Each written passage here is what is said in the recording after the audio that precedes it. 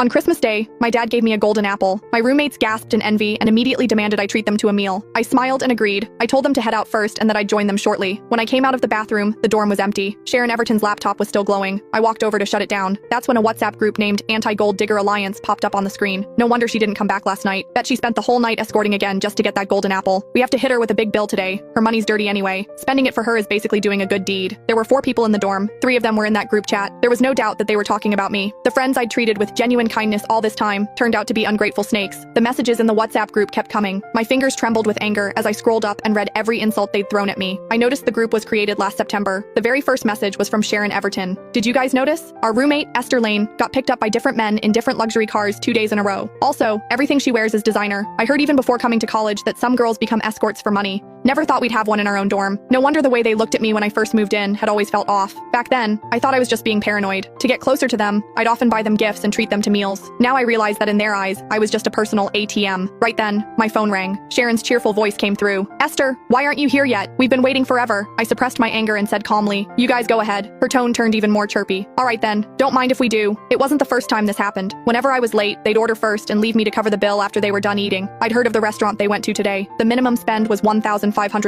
I'd like to see how they planned to pay for that. An hour later, the 3 of them pushed the door open and marched in angrily. Sharon snapped, Esther Lane, if you were in the dorm, why didn't you answer our calls? Mary Carlson added. The restaurant owner almost reported us to the police because we couldn't pay. I looked at them in disappointment. But you made it back just fine, didn't you? Sharon clenched her jaw. The bill was $4,500. We each took out a $1,500 loan online just to pay for it. She displayed her bank account number front of my face. Whatever. I won't argue about you being late and embarrassing us. Just pay us back. I snorted. You went out to eat. Why should I pay? She froze. What do you mean? You said you'd treat us. I grabbed her laptop, flipped the screen toward them, and said coldly, I only treat my friends to meals. Do people who insult and badmouth me behind my back count as friends? Under my cold stare, Mary and Celine lowered their heads. They felt too guilty to meet my eyes. Sharon snatched the laptop away. What are you doing snooping through my computer? How rude. If you didn't do anything shady, why would you be afraid? Weren't we right? Weren't those jewelry bags and that golden apple from men you'd slept with? I told her the truth. My dad bought them. She laughed sarcastically. Your sugar daddy, you mean? Stop pretending. I've seen your enrollment form. Both your parents' names were blank. You're obviously an orphan. My father was a well-known businessman in the capital. Since I was kidnapped as a child, I kept his name and my mom's name off my enrollment form for my own safety. Only people with dirty minds see everything as dirty. Even if I didn't list my parents' names, that doesn't give you the right to slander me. I demand an apology, I exclaimed. Sharon scoffed.